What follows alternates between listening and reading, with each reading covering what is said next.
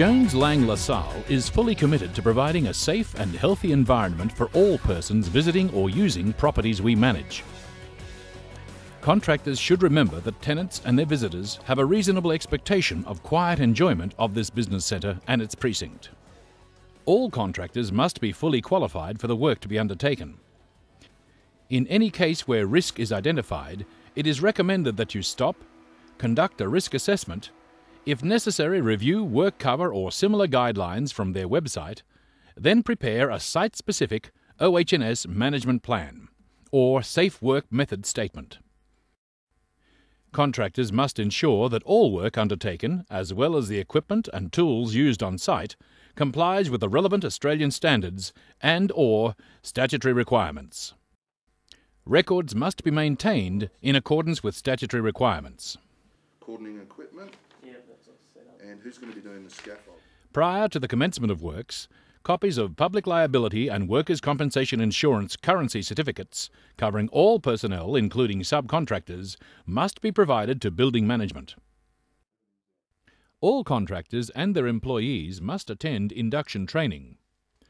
On completion of the training, all contractors and employees must complete an induction registration form. Whilst on our sites, strict rules apply to standards of dress. Alcohol and drugs are not to be brought onto or consumed on the premises, and smoking is banned. All contractors working on site, either for building management or tenants, must sign in and sign out on a daily basis. Where there is no building management on site, you must contact your Jones Lang LaSalle representative to obtain permission for access each day.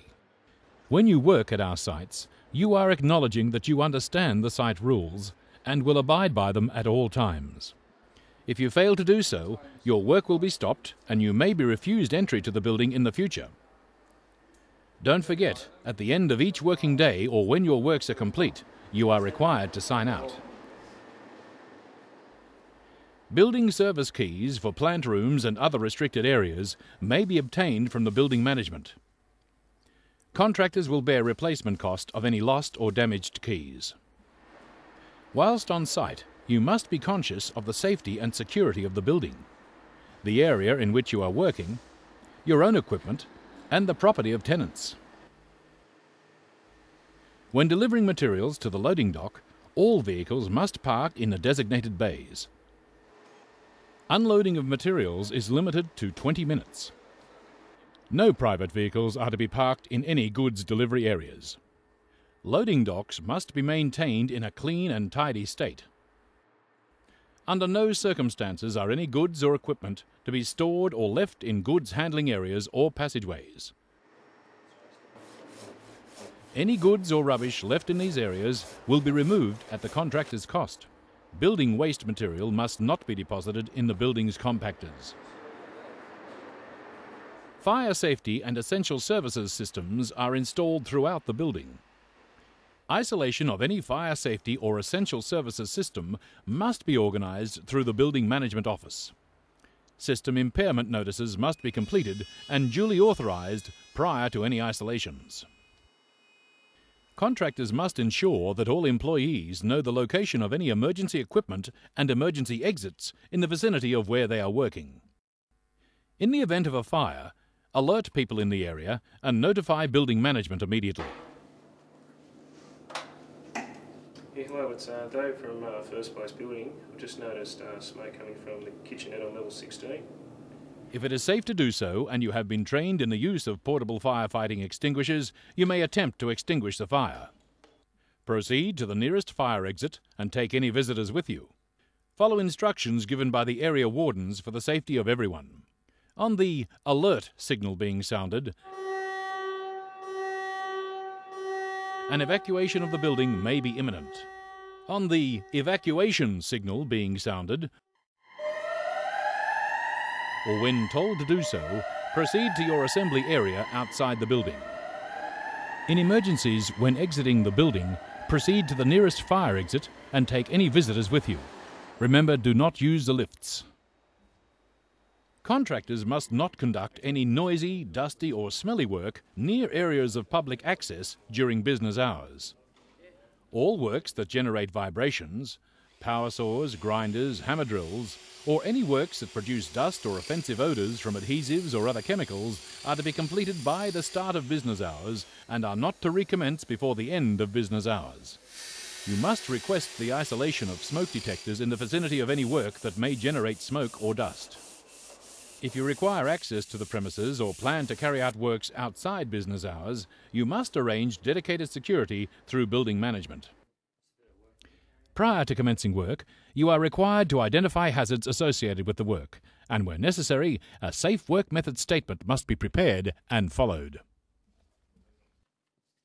As a contractor, you must supply personal protective equipment that is appropriate to the work that you are undertaking and that complies with the relevant Australian standard and/or statutory requirement, and ensure that it is worn when necessary.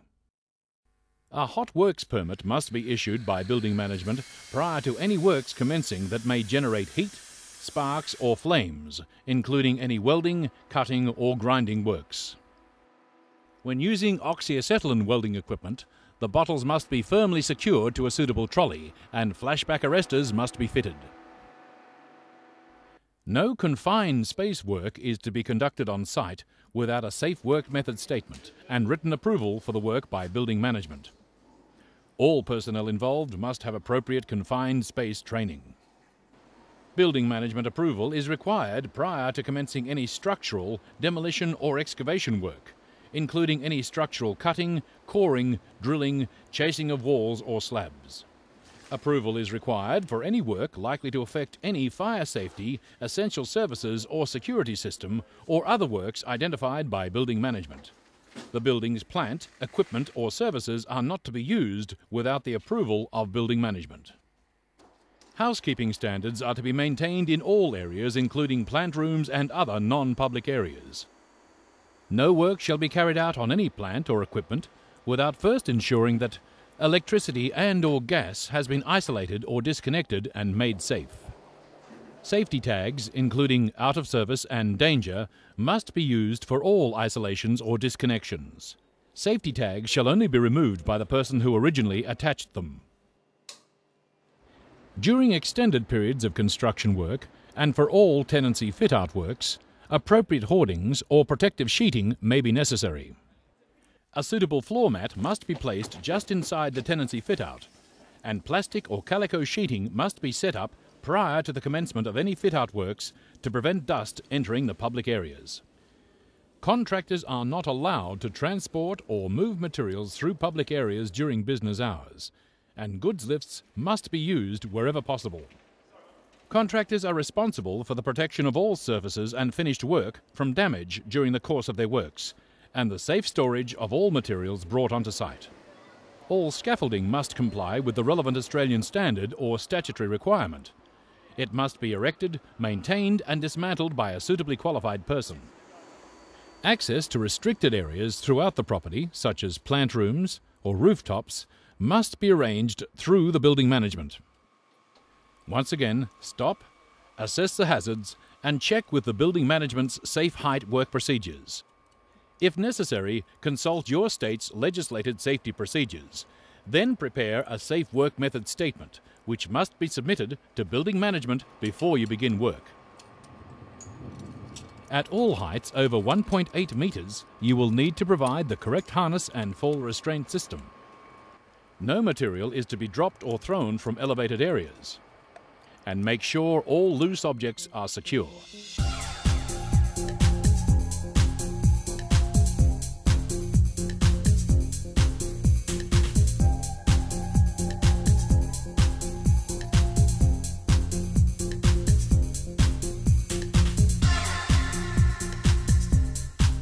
Building maintenance units must only be operated by an appropriately trained and certified person, wearing the appropriate harness and fall protection.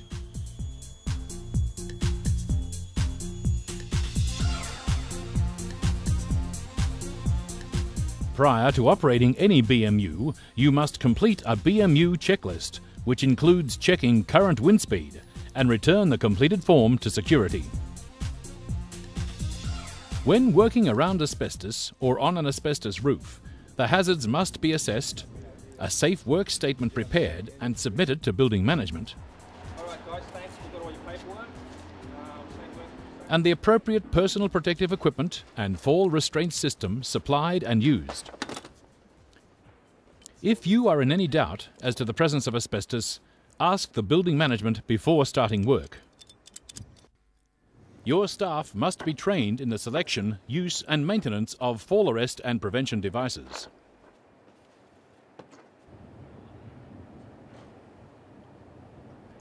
When working near a public area, the area below work being done at a height shall be barricaded or barriers placed to protect public safety. Lifting equipment loads, including loads for scissor lifts, must be within the load capacity of the equipment. Slab loadings must first be checked with building management. When using a step ladder in or near a public area, barricades must be placed, and a second person must support and foot the base of the ladder. When using ladders on site, correct ladder safety procedures must be used.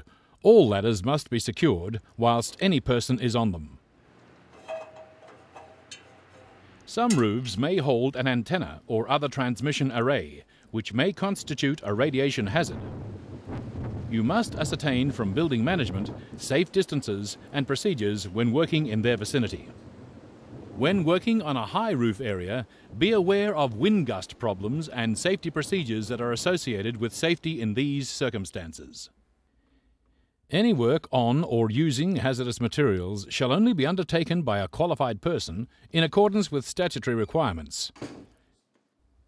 MSDSs must be consulted and kept for all hazardous chemicals used on site. Always obey all safety signs, notices and instructions. Any safety sign displayed on your work site must comply with the relevant Australian standard and/or statutory requirements. Work areas, passageways, stairways and emergency exits and all public access areas must be kept in a clean and safe state. If necessary, barricades and warning signs should be used. All fire exit areas are to be kept clear and unobstructed at all times.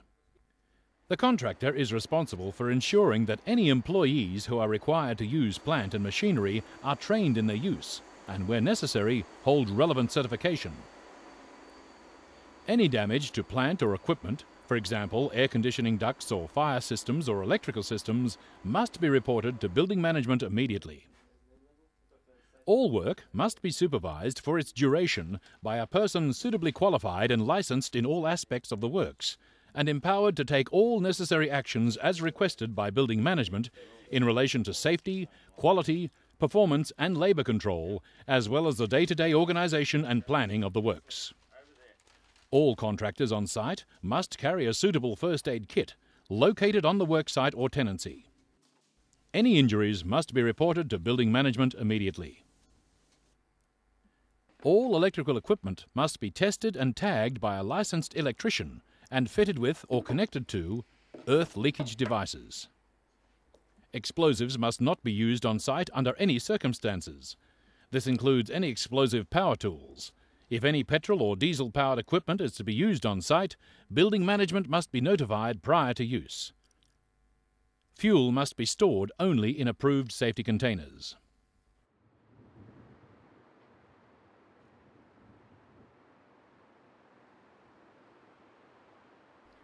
In the event that a sharp or syringe is identified, notify security or building management immediately. If, while you're on site, any injuries or near misses occur, render immediate assistance and call for help. All incidents must be reported to security or building management. All security personnel on site have first aid qualification. Any hazardous condition or incident affecting health, safety or the environment must be reported immediately to building management and the relevant authorities in accordance with statutory requirements. Remember that you represent Jones Lang LaSalle whilst in the building or on site, so all contractors should be well presented and courteous at all times. Inquiries from members of the public should be politely referred to the information desk or building management office. We take safety seriously. There is no compromise on safety standards. Your performance will be monitored by worksite inspection as deemed necessary by building management. So we're ready for the moving. Relevant certificates of compliance must be provided on completion of the work.